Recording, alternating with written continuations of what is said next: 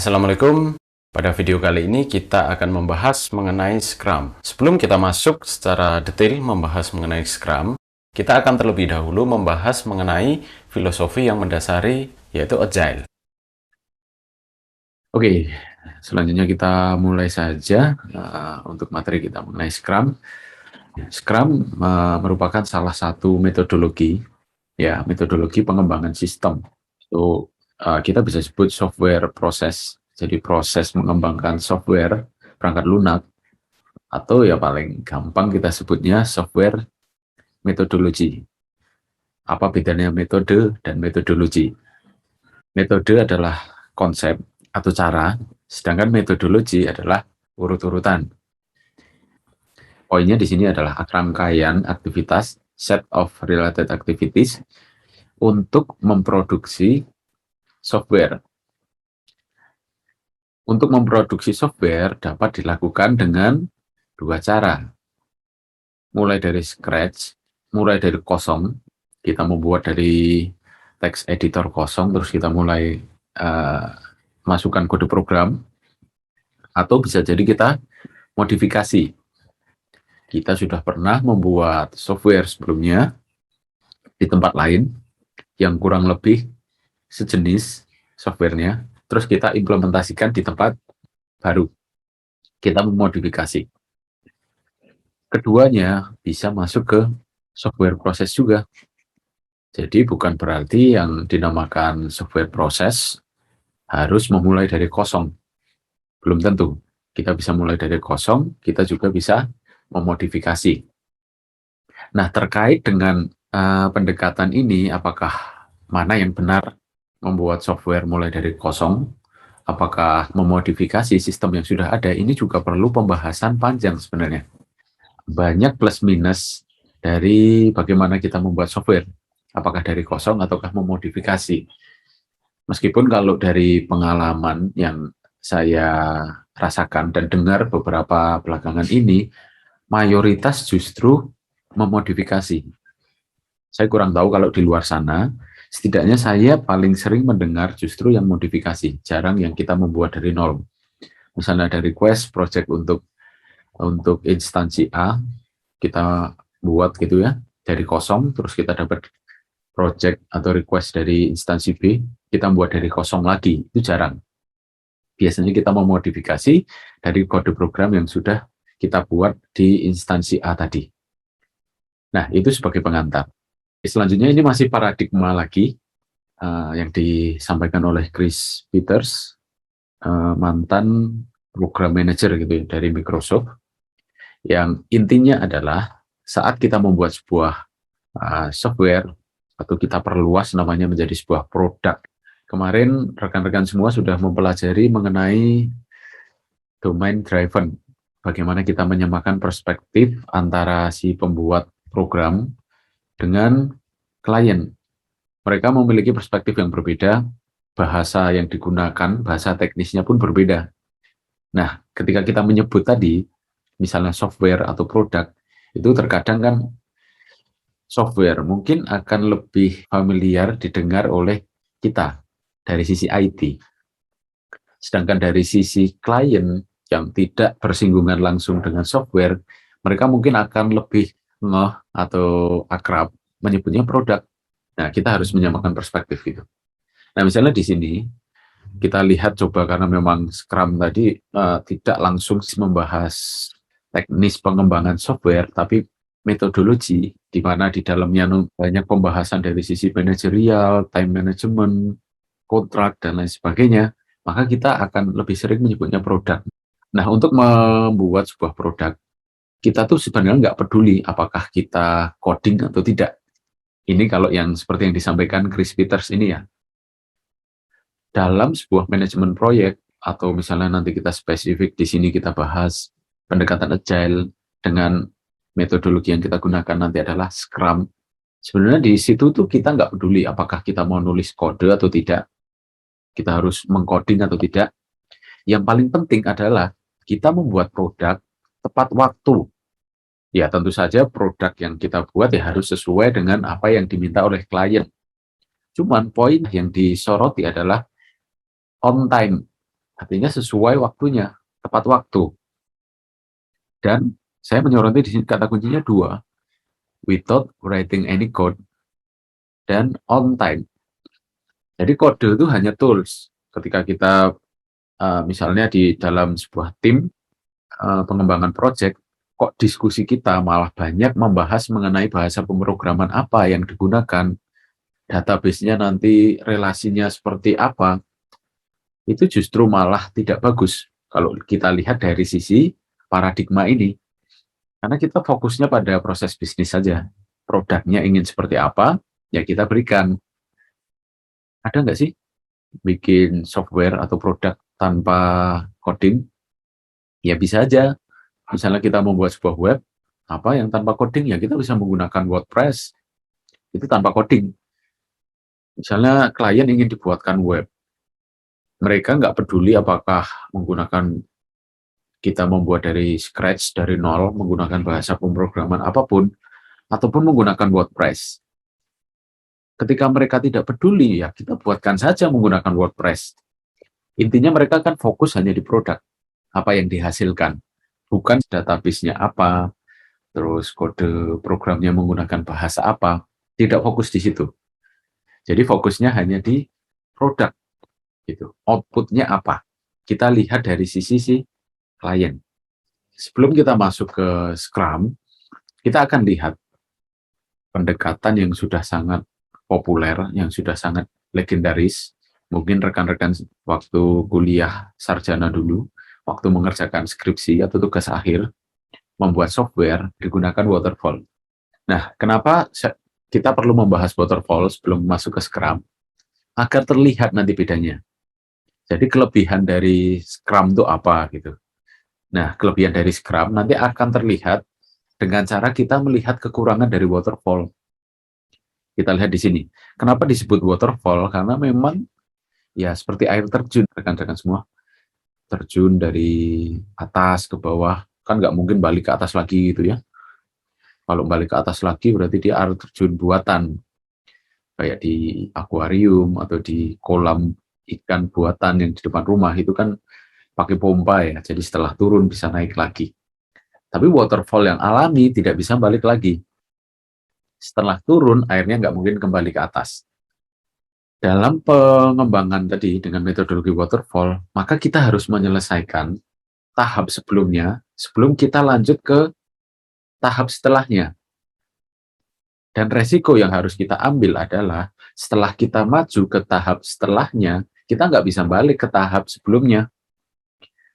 Ya seperti filosofi air terjun tadi. Kalau air sudah turun sampai tahap apapun turunnya, di tengah ataupun di bawah, dia nggak akan bisa naik ke atas lagi. Maka yang bisa dia lakukan adalah terjun turun ke bawah. Nah, apa yang terjadi jika kasusnya seperti ini? Step by step pendekatan waterfall yang mungkin paling umum. Yaitu misalnya dimulai ada requirement. Requirement itu ngapain? Kita ngobrol dengan klien. Klien ingin dibuatkan sistem yang seperti apa sih? Usernya siapa? Tingkat kesulitannya kita bisa analisis seperti apa di requirement itu. Terus ada fase desain. Setelah kita mendapatkan requirement dari klien, kita mulai mendesain sistemnya akan seperti apa. Kita rancang UML-nya menggunakan domain driven design. Terus selanjutnya kita masuk fase pengembangan, mulai coding, mulai buat database, terus ada pengujian, terus terakhir ada maintenance. Cuman realitas di lapangan adalah tidak berjalan itu semua. Dalam sebuah proyek pengembangan sistem, ini tidak berlaku umumnya saat ini. Mayoritas klien pasti akan rewel di tengah jalan. Ini memang kurang tahu kalau ini mungkin permasalahan yang ada di kita ya. Jadi kalau mungkin ini berbeda antara satu tempat dengan tempat lain. Misalnya rekan-rekan semua terlibat dalam sebuah proyek di PTA. Mereka ingin dibuatkan sistem informasi manajemen keuangan, misal. Ketika awal, misalnya ya, rekan-rekan menggunakan waterfall gitu kan, udahlah waterfall lah yang paling gampang misalnya gitu. Pada fase requirement, kalian tanya sistem seperti apa yang ingin dibuatkan. Jawaban mereka setelah diskusi beberapa lama, pasti tidak akan komprehensif. Ketika kita tanyakan nanti fiturnya seperti apa urut-urutannya, ya mereka sekenanya aja menjawabnya. Tidak komprehensif. Karena apa? Ya bukan salah mereka juga. Karena pertama, karena itu bukan bidang mereka. Dalam artian dalam software itu mereka nggak ngurusin masalah submit, nggak ngurusin masalah database, nggak ngurusin masalah nanti prosesnya seperti apa. Yang mereka pedulikan adalah bisnis mereka. Itu. Nah, biasanya mereka mulai ada ide setelah kita masuk fase desain atau bahkan development. Kita sudah mulai ngoding, mereka lihat hasil kerjaan kita. Oh, ini bisa nggak kalau ditambahkan fitur ini? Oh, ini bisa nggak kalau fitur ini tuh ditambahkan inputan A? Kalau ini misalnya ini menunya jangan field, jangan menginputkan kita ngetik, tapi misalnya drop down menu. Nah, biasanya ide-ide akan muncul di sini. Dan biasanya justru akan lebih banyak dibanding fase requirement. Meskipun nggak pasti juga. Tapi ada kasus yang seperti itu. Nah, kalau kita menggunakan waterfall, kacau di situ. Padahal dengan waterfall, kita nggak bisa balik ke fase sebelumnya. Ya kalau kita akhirnya balik ke fase sebelumnya, berarti metodologi yang kita gunakan bukan waterfall.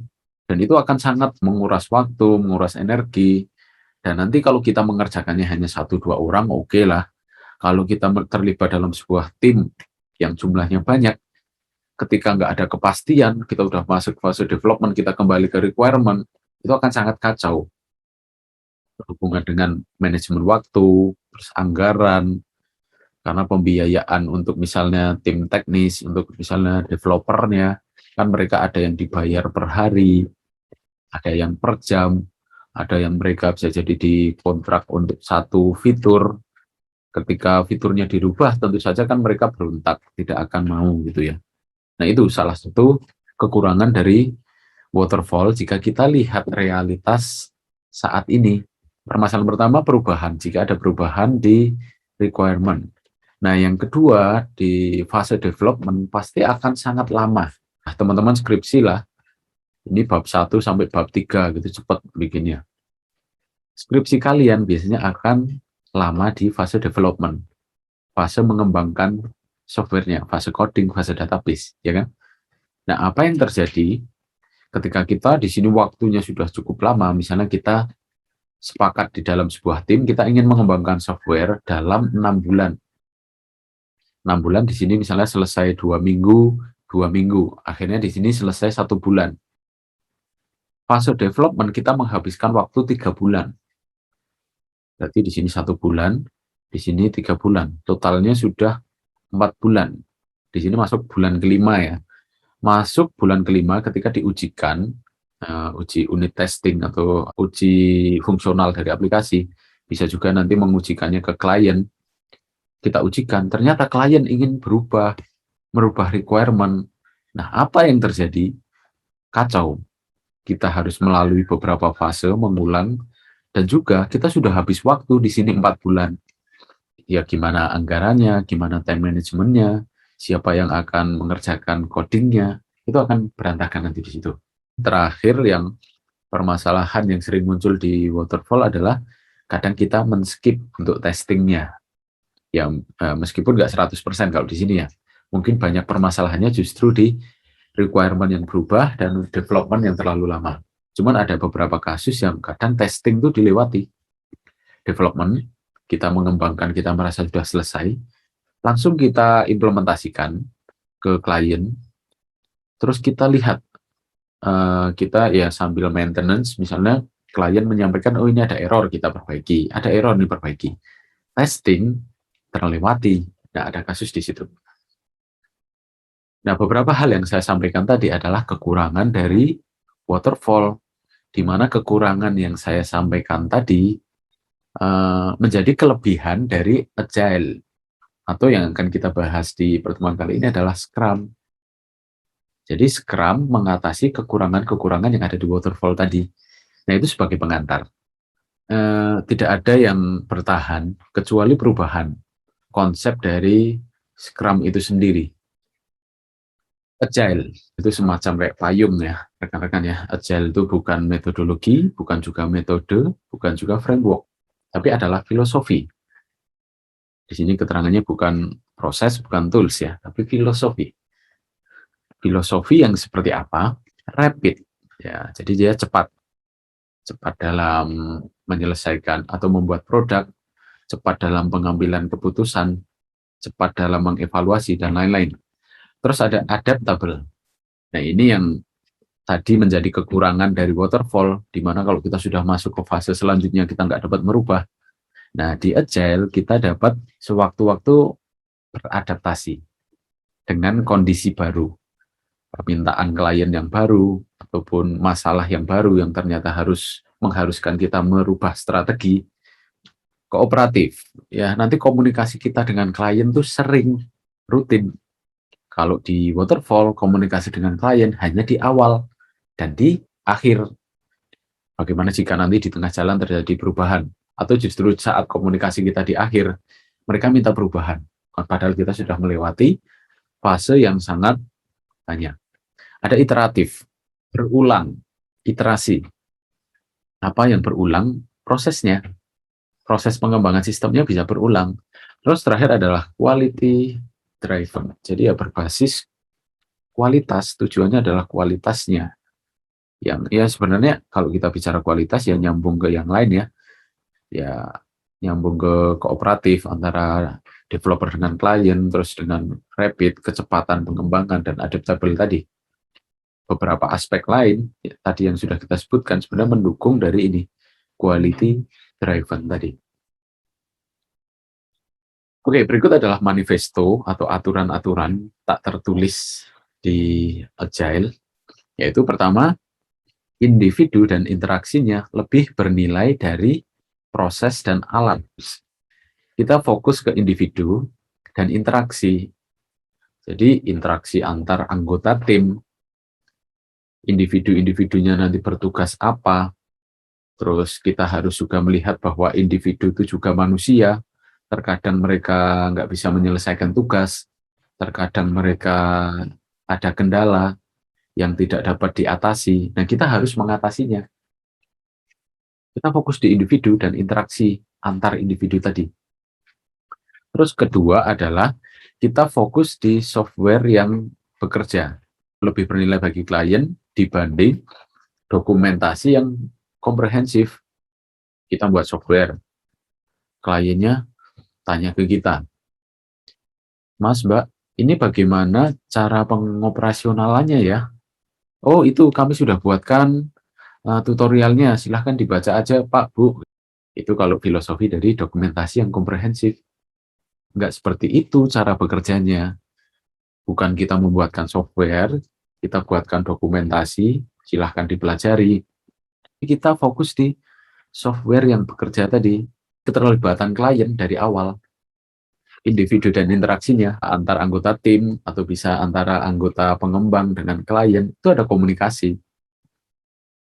Jadi klien memang benar-benar tahu progres pengembangan sistem kita dari awal sampai akhir. Harapannya, tanpa mereka membaca dokumentasi, mereka tuh sudah tahu bagaimana cara mengoperasionalkannya. Karena memang mereka dilibatkan dari awal sampai akhir. Ibarat kata mereka tanpa dokumentasi pun mereka ya sudah paham bagaimana cara mengoperasionalkan sistem. Dan tentu saja software atau sistem tadi yang kita buat bernilai bagi mereka. Karena mereka memang benar-benar terlibat dalam proses pengembangannya. Nah, ketiga ini masih nyambung dengan poin yang sebelumnya, kolaborasi customer. Customer terlibat dari awal sampai akhir. Kalau kita menggunakan waterfall kan kita ada fase requirement tadi. Kita menggali kebutuhan dari customer, oke, dengan kebutuhan seperti ini, load kerjanya seperti ini, maka biayanya sekian, berbasis pada negosiasi. Nah, kalau kolaborasi customer fokusnya nggak di kebutuhan, dikonversi menjadi kontrak, ya kontrak pasti ada ya. Nah, cuman kita fokusnya nggak di situ. Fokusnya kita keterlibatan pengguna nanti seperti apa, mulai dari awal sampai akhir. Nah, fokusnya di situ dulu. Setelah kita melihat keterlibatan pengguna, siapa yang terlibat, bagaimana, dan kapan waktunya, baru setelah itu kita tentukan nilai kontrak. Jadi kita memulai sebuah project tidak berbasis pada negosiasi kontrak, tapi berbasis dari kolaborasi customer. Terus terakhir adalah merespon perubahan dibanding hanya mengikuti rencana. Oh, step 1 requirement di bulan ini. Step kedua nanti kita mulai desain, analisis. Bulan ketiga nanti kita mulai implementasi. Saat kita sudah mulai masuk ke bulan ketiga, ya kita implementasi, kita nggak bisa ngubah desain. Nah, itu kalau sekedar mengikuti rencana. Tapi merespon perubahan yang fleksibel tadi, adaptif tadi. Jadi kita bisa berubah.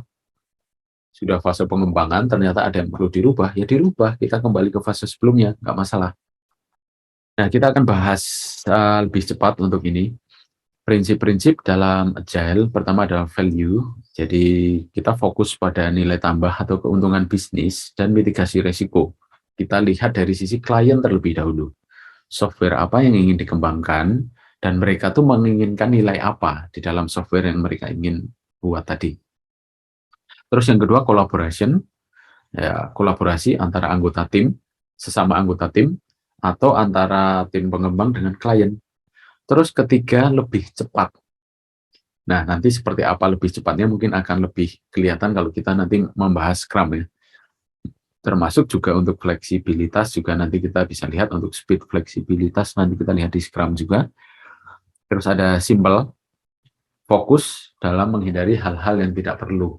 Karena nanti kita akan memecah, kita mengembangkan software, apa yang ingin kita kembangkan akan kita pecah menjadi hal-hal yang kecil-kecil, baru kita bagi tugas. Jadi setelah kita pecah menjadi hal-hal yang lebih kecil, kita kelihatan, oh ini fokus yang ingin kita kerjakan, yang ini. Yang lainnya kerjakan belakangan. Ini nggak terlalu penting, udahlah kerjakan 1 hari saja. Oh ini bahkan nggak penting, hilangkan. Simplicity, teamwork. Nah ini salah satu hal yang paling penting dalam Scrum, teamwork. Nanti kita akan lihat seperti apa di Scrum. Nah ada beberapa hal praktis yang dapat dilakukan ketika kita terlibat dalam sebuah pengembangan dengan filosofi Agile. Kita akan lihat beberapa, karena nanti ada beberapa yang akan kita bahas di Scrum, cuman ada beberapa yang tidak kita bahas. Ada refactoring misalnya. Refactoring mungkin teman-teman sudah beberapa kali dengar ya saat mengcoding gitu ya, membuat sebuah kode program. Nah, misalnya ada kode program yang sudah dibuat orang lain, kita baca ulang. Kok ini agak kacau nih, agak berantakan. Kita perbaiki codingnya, kita sesuaikan. Terus di sini ada co-location. Kita harus berada di tempat yang sama. Itu kenapa dalam sebuah tim pengembangan yang berbasis Agile atau Scrum nanti secara spesifik, biasanya mereka diharuskan untuk bekerja di tempat yang sama. Nah, tentu saja kalau pandemi ini akan sangat sulit ya, rekan-rekan ya. Karena memang salah satu prinsip utama di dalam Scrum nanti ya mereka harus co-location ini. Mereka harus di satu tempat yang sama. Itu pun mereka nggak boleh berjauhan. Misalnya 1 orang di ruangan ini, di lantai 1 orang di lantai 4. Itu enggak. Sebisa mungkin mereka ya, kalau bisa mereka di dalam 1 ruang yang sama. Untuk apa tujuannya? Agar mereka mudah koordinasi.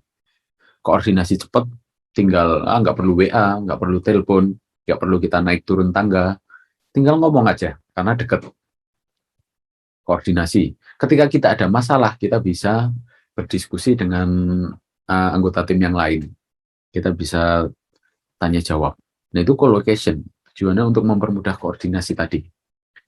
Terus ada pair programming, kita mengcoding berbarengan, bersamaan. Ya ini nyambung dengan DDD kemarin, atau nyambung dengan OOP. Jadi kita bisa ngoding bareng. Bagi aja, kamu ngoding untuk yang modul A, saya ngoding untuk yang modul B. Kita ngerjakan bareng, setelah itu nanti kita integrasikan. Pair programming.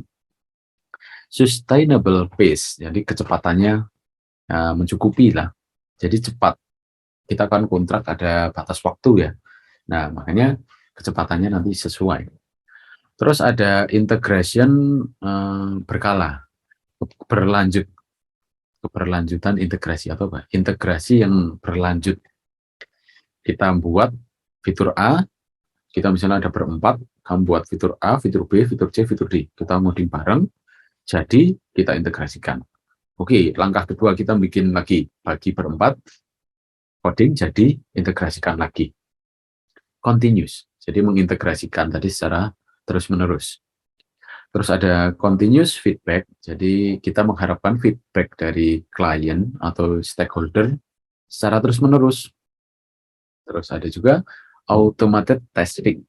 Apa bedanya dengan manual testing gitu ya? Kalau manual testing itu berarti kita melakukan pengujian manual atau menggunakan manusia lah. Ya, rekan-rekan saat skripsi mungkin menggunakan manual testing, mengujikan misalnya menggunakan kuesioner atau langsung datang ke kliennya untuk diminta menguji. Kalau automated testing, dia mengujikannya tidak menggunakan manusia, tapi menggunakan tools, berbantukan tools. Ya, ada plus minusnya di situ. Kita butuh pembahasan yang panjang juga untuk menjabarkan perbedaan antara automated testing dengan manual testing. Jadi silahkan nanti teman-teman browsing, cari referensi mengenai apa sih plus minus, kelebihan kekurangan automated testing dibanding manual testing. Karena memang meskipun ini masuk dari bagian agile, tidak 100% atau tidak serta-merta ini pasti lebih baik dari manual testing. Ada beberapa kondisi atau beberapa aspek di mana manual testing itu lebih bagus dibanding dengan automated testing. Terus ada adaptive planning. Kalau di waterfall, kita merencanakan yang di awal. Ketika sudah masuk ke fase berikutnya, kita nggak bisa mengubah rencana. Sedangkan kalau di agile, kita sewaktu-waktu bisa adaptif terhadap perubahan. Terus ada retrospektif. Semacam apa ya, retrospektif saya kurang tahu kalau bahasa Indonesianya. Tapi kalau di Scrum, retrospektif ya semacam curhat. Jadi curhat antara sesama anggota tim. Curhat misalnya, wah saya kemarin mengerjakannya lama karena ini agak sulit di bagian ini. Saya sebenarnya sudah 75% saya kerjakan, cuman ketika masuk ke yang fitur ini kok agak sulit banget. Nah, rekan-rekan yang lain bisa membantu, oh harusnya kamu menggunakan ini. Nah, itulah fase retrospektif. Jadi, ada diskusi yang semi-semi sharing gitulah ya. Sharing atau curhat antara sesama anggota tim. Di dalam tahapan Scrum memang ada untuk sesi ini, jadi bukan ini kok sesi opsional, enggak, ini sesi wajib di dalam Scrum dan ada. Termasuk juga ada stand ups.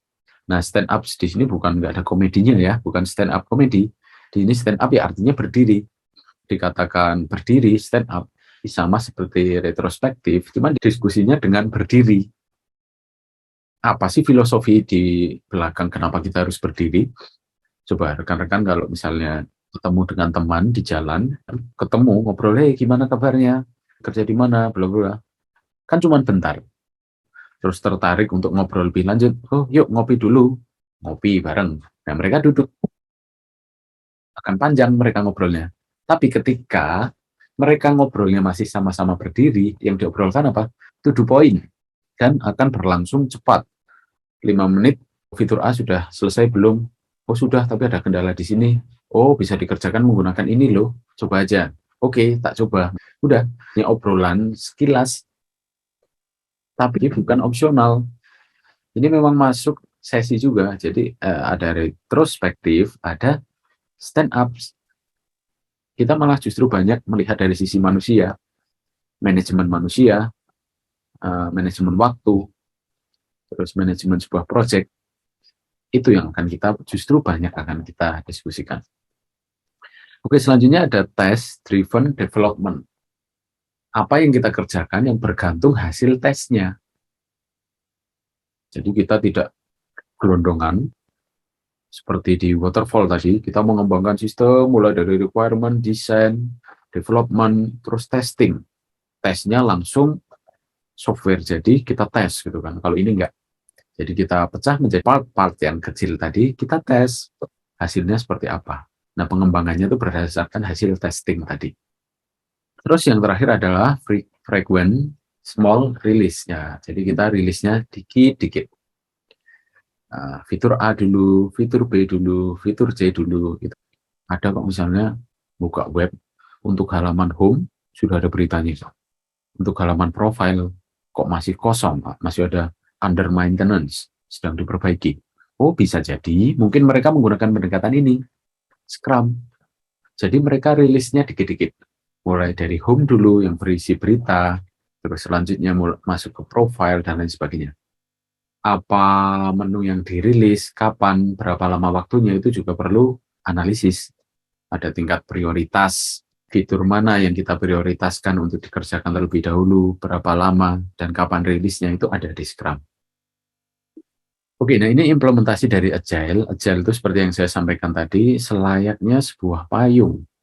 Dia filosofi pengembangan sistem. Di dalamnya ada beberapa metodologi. Ada Scrum, Crystal, ada Kanban, XP, dan lain sebagainya. Nah, cara kita membandingkannya adalah menggunakan ini. Jadi ada preskriptif dan ada adaptif. Semakin ke atas, maka dia semakin preskriptif. Semakin ke bawah, dia semakin adaptif. Preskriptif artinya banyak aturan. Semakin banyak aturan yang harus diikuti saat kita menggunakan metodologi itu. Misalnya ini, ROP. Ada 120 plus aturan yang harus diikuti dalam pengembangan sebuah sistem. Sedangkan semakin ke bawah, misalnya ini ada Scrum, ada Kanban, XP, yang ketiganya itu masuk di Agile. Aturannya sedikit. Ketika aturannya sedikit, dia akan lebih adaptif. Semakin preskriptif, aturannya semakin banyak, maka dia akan kekangannya akan banyak. Melakukan ini harus lihat aturan, melakukan ini harus lihat aturan. Ya, fleksibilitasnya dibatasi di sini karena terkekang oleh aturan-aturan atau rules tadi. Filosofi Agile adalah ke bawah, jadi adaptif, jauh dari preskriptif. Sedangkan implementasi Agile sendiri tidak dikuasai oleh software development, ya meskipun mayoritas ya software development ya, 37% software development, terus juga ada IT yang tidak terkait dengan software development, 26%, ada operation, ya saya kurang tahu nih operationnya terkait dengan bidang apa, gitu. Terus ada juga marketing, di dunia pemasaran juga ternyata menggunakan Agile juga, human resource, pengelolaan sumber daya manusia, ternyata juga menggunakan, terus ada sales. Silahkan nanti dibaca lebih lanjut di sumbernya ini untuk mengetahui lebih lanjut mengenai statistik yang saya tampilkan ini. Kita lihat lagi beberapa alasan kenapa kita harus menggunakan Agile. Pertama ya, accelerate, mempercepat bagaimana kita mendeliver software yang kita buat. Terus ada enhance ability to manage changing. Nah, kata kuncinya mengelola perubahan sebuah software yang besar, kita pecah menjadi bagian-bagian kecil, terus kita berikan prioritas. Mana yang membutuhkan waktu lama, mana yang harus diselesaikan secara cepat, mana yang harus dirilis terlebih dahulu, itu yang dinamakan prioritas. Meningkatkan produktivitas, ada timeline, ada pembagian tugas, terus ada retrospektif, terus ada stand ups. Jadi setiap hari itu kita ngobrol ketika ada permasalahan, itu tentu saja akan meningkatkan produktivitas. Proses pengembangan produk yang kita buat menjadi lebih ya produktif karena setiap hari ada yang kita kerjakan. Ketika kita deadlock, maka ya kita bisa ada ruang atau sesi untuk kita diskusi sesama anggota tim pengembangan. IT alignment, selaras dengan IT atau kebijakan IT, improve business atau IT alignment, dan lain-lain. Ada meningkatkan kualitas software, terus predictability, jadi dapat diprediksi, terus reduce project resiko projectnya diperkecil, dan lain sebagainya.